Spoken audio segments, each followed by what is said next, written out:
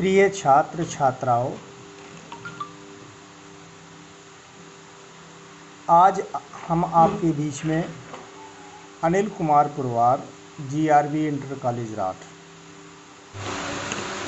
लाला लाजपत राय, बाल गंगाधर तिलक, गांधी, जवाहरलाल नेहरू आदि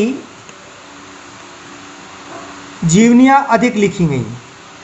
इस युग के जीवनी लेखकों में राम नरेश त्रिपाठी का नाम और गणेश शंकर विद्यार्थी जी का नाम, मनमथ नाथ गुप्त, डॉक्टर राजेंद्र प्रसाद और मुंशी प्रेमचंद्र जी का नाम उल्लेखनीय है। छायावादोत्तर युग में लोकप्रिय नेताओं, संत महात्माओं, विदेशी महापुरुषों, वैज्ञानिकों, खिलाड़ियों, साहित्यकारों की जीवनियाँ भी लिखी गई। इस युग के जीवनी लेखकों में काका कालेलकर का नाम, जैनेन्द्र कुमार जी का नाम, रामनाथ सुमन जी का नाम और रामवृक्ष बेनीपुरी, बनारसी दास चतुर्वेदी, राहुल सांकृत्यायन विशेष रूप से इनका योगदान रहा है। इनका नाम बड़ा ही उल्लेखनीय है। इधर अमृत राय, शांति जोशी, रामविलास शर्मा, विष्णु प्रभाकर ने क्रमशः कलम का सिपाही और सुमित्रा नंदन पंत जी ने जीवनी और साहित्य, निराला की साहित्य साधना तथा आवारा मसीहा लिखकर साहित्यकारों की आदर्श जीवनियाँ प्रस्तुत करने की परंपरा का श्री गणेश की अर्थात शुरुआत की। अब इसके बाद अगला आता है आत्मकथा। तो जीवनियों भाई इतना ही कोर्स आपके में उसमें आएगा। अब आत्मकथा एक शैली है हमारी गद्य की, अब उसमें चर्चा कर रहे हैं। जब लेखक अपने जीवन को स्वयं प्रस्तुत करता है, अर्थात जो लेखक होता है स्वयं अपने जीवन के विषय में लिखता है, वह आत्मकथा कहलाती है। और जो कोई दूसरा साहित्यकार किसी दूसरे साहित्यकार की के विषय में लिखता है, वो जीवनी कहलाती है। तो अभी जीवनी आपने पढ़ी, अब आत्मकथा स्वयं द्वारा जो साहित्यकार लिख रहा है, तो इसकी भी परिभाषा आप लोग समझ लें। जब लेखक अपने जीवन को स्वयं प्रस्तुत करता है तो वह आत्मकथा लिखना कहलाता है। स्वयं अपने को निर्मम भाव से प्रस्तुत करना कठिन कार्य है, क्योंकि उसमें हमें अपनी बुराइयों के और अच्छाइयों का सबका पता होता है, अगले व्यक्ति को नहीं पता होता। तो हम बिल्कुल निष्कपट होकर के जो लिखते हैं, इसलिए आदर्श आत्मकथा लिखना भी बड़ा ही कठिन कार्य है कि अपने साथ पूरा न्याय करें। बीती हुई घटनाओं को क्रमबद्ध रूप में स्मृति के आधार पर प्रस्तुत करना, बीती हुई जो घटनाएं हमारे जीवन में हो चुकी हैं और अपने याददाश्त के आधार पर, स्मृति माने याददाश्त के आधार पर फिर से प्रस्तुत करना और उनके साथ ही तटस्थ रहकर, तटस्थ मतलब है कि हमने अगर गलत किया है तो उसको भी लिखना है, सही किया है तो वो भी लिखना है। आत्मनिरीक्षण करना सरल नहीं है। हिंदी में यूँ तो स्वयं भारतेंदु ने एक कहानी कुछ आप बीती कुछ जग बीती लिखकर इस दिशा में प्रयोग आरंभ किया भी है, किंतु यह प्रयोग अधूरा रह गया। हिंदी की आदर्श आत्मकथाएं छायावाद और छायावादोत्तर युग में लिखी गई हैं। इस क्षेत्र में बाबू श्याम सुंदर दास कृत मेरी आत्मकहानी, वियोगी हरिकृत मेरा जीवन प्रवाह, राजेंद्र बाबू द्वारा लिखी गई मेरी आत्मकथा, यशपाल द्वारा सिंहावलोकन, पांडे वेचन शर्मा द्वारा उग्रकृत अपनी खबर, बाबू गुलाब राय ने मेरी असफलताएं, वृंदावन लाल वर्मा जी ने अपनी कहानी, पंत जी सुमित्रा नंदन पंत जी ने लिखा है कि पाठ वर्ष एक रेखांकन, 60 वर्ष एक लेखांकन, और लोकप्रिय कवि बच्चन कृत द्वारा लिखा गया है क्या भूलूं क्या याद करूं तथा नीड़ का निर्माण। ये उल्लेखनीय कृतियां हैं। इन साहित्यकारों ने अपनी आत्मकथाएं प्रस्तुत की हैं। अब इसके बाद अगली विधा आती है जो हमारी गौड़ विधा है, यात्रा वृत्त। यात्रा वृत्त माने जब लेखक अपने जीवन की अविस्मरणीय यात्राओं का विवरण, यात्रा माने कहीं घूमने गया, पर्यटन करने गया, का विवरण आत्मकथात्मक शैली में प्रस्तुत करता है, तो वह यात्रा साहित्य की सृष्टि करता है, अर्थात निर्माण करता है। आदर्श यात्रा वृत्त जिन्होंने लिखे हैं वह माना जाता है जिनमें यात्रा क्रम में आए हुए स्थान, वो जगह कौन सी है, बीती हुई कौन कौन सी घटनाएं लेखक की स्मृति संवेदना का अंग बनकर चित्रवत अंकित होती हैं, अर्थात इसमें चित्रात्मक शैली का प्रयोग होता है। यात्रा व्रत कहाँ से शुरू की और कहाँ उसका समापन हुआ, पूरा उसका वृत्त माने एक घेरा जो लिखता है साहित्यकार, तो वो यात्रा वृत्त कहलाता है। आत्मकथा अंश भी होता है उसमें, अर्थात अपने गहराइयों में उतर करके वो सब बातें भी लिखता है और स्वतंत्र रूप से भी लिखा जा सकता है। यात्रा व्रत जिन्होंने लिखे हैं उनके विषय में बता रहे हैं। यात्रा व्रत में आत्मकथा, संस्मरण और रिपोर्टाज तीनों तत्व पाए जाते हैं। संस्मरण माने आत्मकथा माने स्वयं द्वारा जो अभी बता चुके हैं ऊपर, संस्मरण माने जो पुरानी हमारी स्मृतियों के आधार पर, रिपोर्टाज माने जैसे कोई रिपोर्ट हमने उसमें आंकड़े सहित प्रस्तुत करें, तो ये तीनों का सम्मिश्रण ही यात्रा वृत्त होता है। इसमें तीनों तत्व पाए जाते हैं। कौन कौन से? सबसे पहले आत्मकथा, दूसरा संस्मरण, तीसरा रिपोर्टाज। हिंदी में यात्रा वृत्त लिखने का क्रम कब से प्रारंभ हुआ? तो भारतेंदु हरिश्चंद्र के द्वारा ये प्रारंभ होता है, किंतु कलात्मक यात्रा वृत्त और छायावाद और छायावादोत्तर युग में लिखे गए हैं। इस क्षेत्र में राहुल सांकृत्यायन, देवेंद्र सत्यार्थी, अज्ञेय, यशपाल, नगेंद्र, मोहन, राकेश, निर्मल वर्मा आदि के द्वारा प्रस्तुत यात्रा वृत्त उल्लेखनीय है। अब इसके बाद अगली विधा आती है गद्य गीत या गद्य काव्य। यह क्या है? गद्य गीत या गद्य काव्य। गद्य गीत में भक्ति, प्रेम, करुणा आदि भावनाएं छोटे छोटे कल्पना चित्रों के माध्यम से अन्योक्ति या प्रतीक पद्धति पर व्यक्त की जाती है। अनुभूति की सघनता, भावाकुशलता, संक्षिप्तता, रहस्यमयता तथा सांकेतिकता श्रेष्ठ गद्य गीत की विशेषताएं हैं। हिंदी में गद्य गीतों का आरंभ राय कृष्णदास के साधना संग्रह के से प्रकाशन हुआ है। इसके बाद वियोगी हरि का तरंगिणी संग्रह प्रकाशित हुआ। फिर इसके बाद ये दोनों कृतियां द्विवेदी युग की सीमा में आती हैं, अर्थात द्विवेदी युग में ये लिखी गई। इसके बाद छायावाद युग में गद्य गीतों की रचना अधिक हुई है। जब छायावाद शुरू हो जाता है उस समय गद्य गीतों की रचना शुरू हुई है। तो इसमें आते हैं राय कृष्णदास और वियोगी हरि के अतिरिक्त चतुरसेन शास्त्री, वृंदावन लाल वर्मा, अज्ञेय और डॉक्टर राम कुमार वर्मा ने भी गद्य गीतों के क्षेत्र में अच्छे प्रयोग किए हैं। और छायावादोत्तर युग में दिनेश नंदिनी, डालमिया, डॉक्टर रघुवीर सिंह, तेज नारायण काक, राम वृक्ष बेनीपुरी आदि ने सुंदर गद्य गीतों की रचना की है। तो ये आपका गद्य गीत हुआ। अब चलते हैं अपन लोग संस्मरण की ओर। तो संस्मरण अभी आपको बताया, संस्मरण होता है पुरानी यादों को पुनः हमें ताज़ा करना, ये हमारा संस्मरण कहलाता है। तो जब लेखक ने निकट संपर्क में आने वाले महान, विशिष्ट, विचित्र, प्रिय और आकर्षक व्यक्तियों, घटनाओं या दृश्यों को स्मृति के सहारे लाला लाजपत राय, बाल गंगाधर तिलक, गांधी, जवाहरलाल नेहरू आदि जीवनियाँ अधिक लिखी गईं। इस युग के जीवनी लेखकों में राम नरेश त्रिपाठी का नाम और गणेश शंकर विद्यार्थी जी का नाम, मनमथ नाथ गुप्त, डॉक्टर राजेंद्र प्रसाद और मुंशी प्रेमचंद्र जी का नाम उल्लेखनीय है।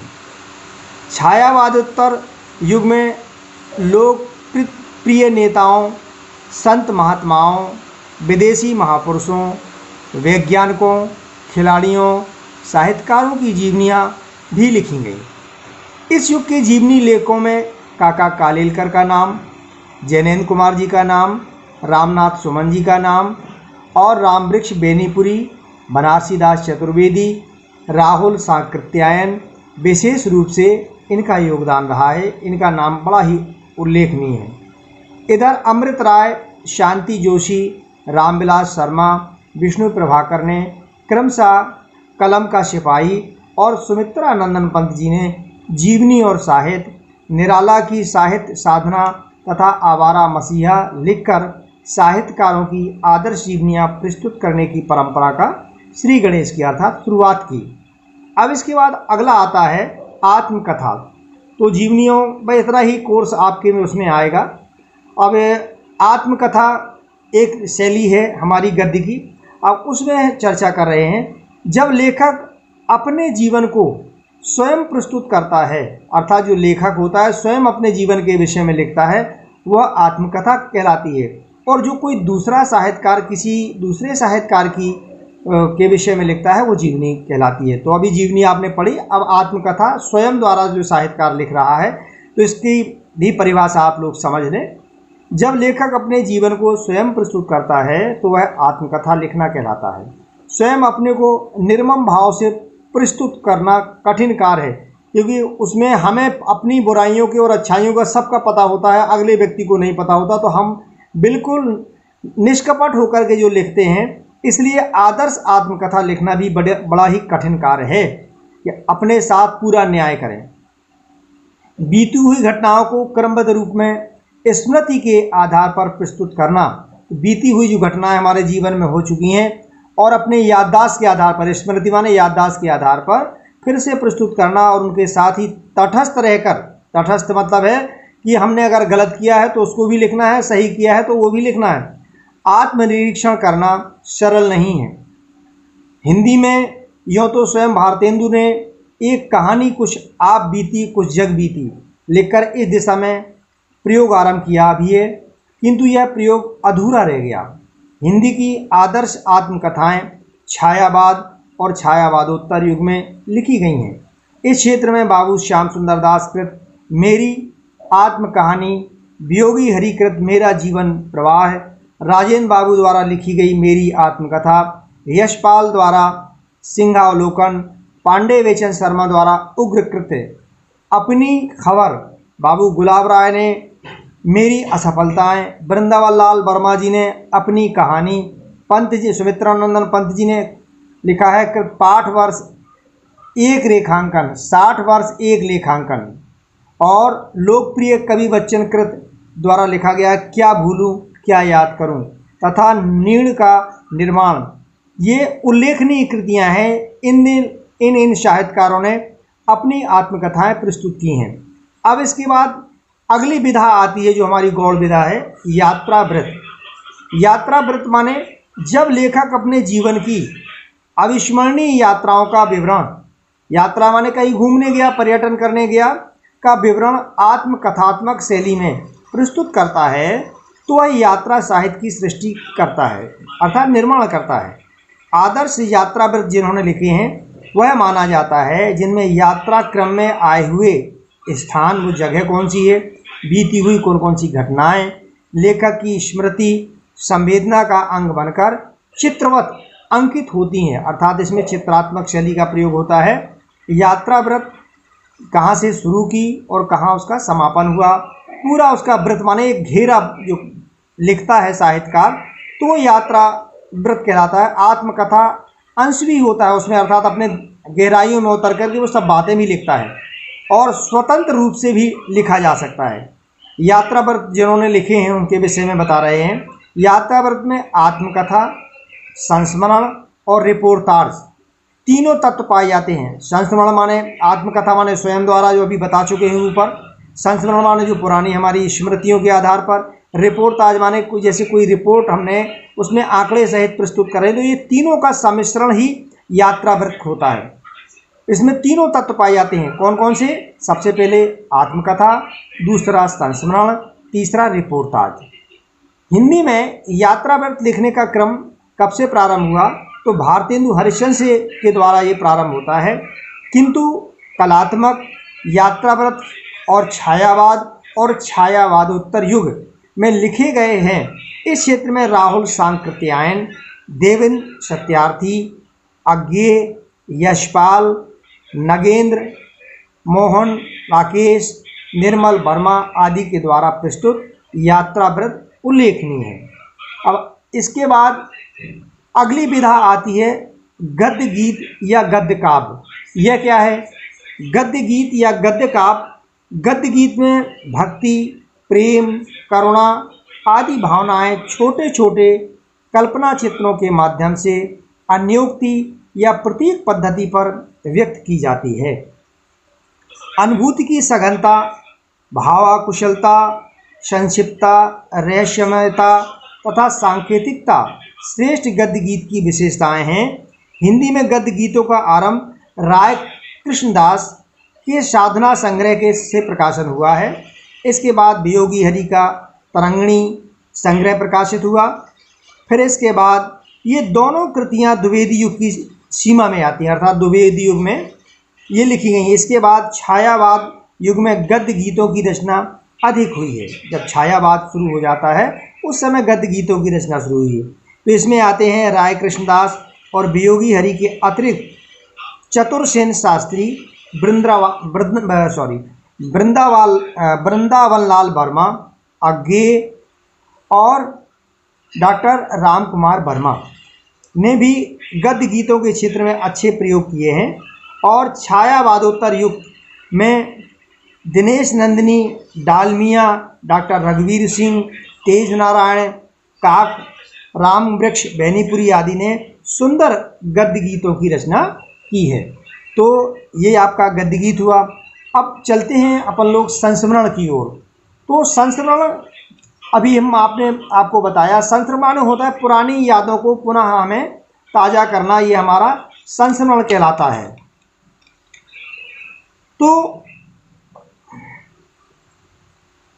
जब लेखक ने निकट संपर्क में आने वाले महान, विशिष्ट, विचित्र, प्रिय और आकर्षक व्यक्तियों, घटनाओं या दृश्यों को स्मृति के सहारे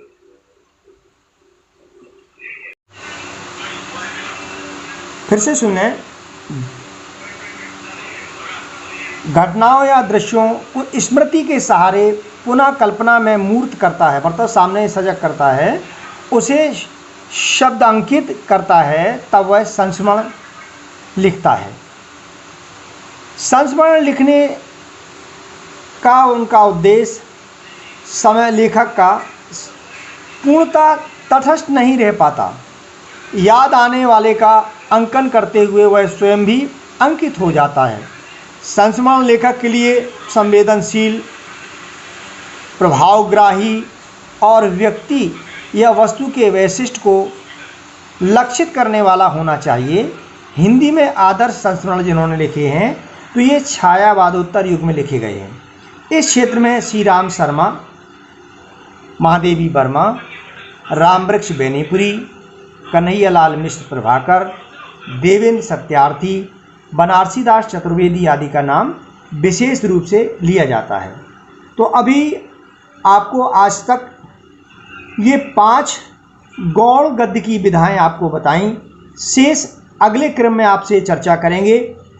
हमें विश्वास है कि इनको आप अपनी उत्तर पुस्तिका में अंकित कर लेंगे, लिख लेंगे और याद भी कर लेंगे परिभाषा सहित, और किस विधा में कौन कौन से लेखकों ने अपना योगदान दिया है इसको ध्यान में रखते हुए इसको आप पूरा कर लेंगे। और परीक्षा में कभी कभी ये आ जाती हैं तो हमारी तैयारी क्रमशः पूरी होती रहे, इस उद्देश्य को लेकर के आज आपसे गद्य की झलकी रूप में कहना चाहिए प्रमुख विधाएं और विस्तृत रूप में आपको गौड़ विधाओं के विषय में हम और आपने आज चर्चा की। और आपसे ये हमारा निवेदन है सभी साथियों से कि आज हमारी भारत सरकार और उत्तर प्रदेश सरकार दोनों लगे हुए हैं कि किसी को भी कोई परेशानी ना हो। इस समय कोविड-19 की घटनाएं चारों तरफ संसार में हाहाकार मची हुई है और हमारे सरकार ये आशा करती है कि जो बेचारे रात्रिकालीन स्थिति में अपने छोटे छोटे नौनिहाल बच्चों को, पत्नियों को, गर्भिणी स्त्रियों को लेकर के लंबी लंबी यात्राएं, 1000-1000, 500-500, 700-700 किलोमीटर की जो यात्राएं कर रहे हैं, कृपया उनसे विनम्र हमारा निवेदन है कि हमारी उत्तर प्रदेश सरकार, जिसमें हमारे योगी जी विशेष रूप से प्रयास कर रहे हैं कि जहां भी आप हों वहां पर आप लोग वहीं अपना नामांकित कराएं और आपको आने के लिए पूरा साधन दिया जा रहा है बसों के माध्यम से और ट्रेनों के माध्यम से। दूसरा, आप लोगों को ये जानकारी हो रही है कि कुछ लोग पहाड़ों के माध्यम से, कुछ नदियों के माध्यम से, कुछ खेत खलिहानों के माध्यम से अपना निकल रहे हैं। तो हमारे उन पुलिसकर्मी भाइयों से भी विनम्र निवेदन है कि उन्हें आप अपना प्यार और दुलार दे करके, स्नेह दे करके उनको सही दिशा दें, उन्हें डराएं नहीं, ज़्यादा धमकाएं नहीं, जिससे वो भाग करके छोटे छोटे कई घटनाक्रम में बेचारे हमारे साथी अपनी दम तोड़े दे रहे हैं। जो डर गया सो मर गया, ना हमें डरना है ना हमें मरना है, बल्कि इस बीमारी से हमको उबरना है और हम उबरेंगे, ऐसा हमारा विश्वास है। तो प्यारे बच्चों, आज यही हमारा संदेश आप तक पहुंचा और जो भी आपके संज्ञान में हो उन तक ये संदेश पहुंचाएं। बहुत बहुत धन्यवाद।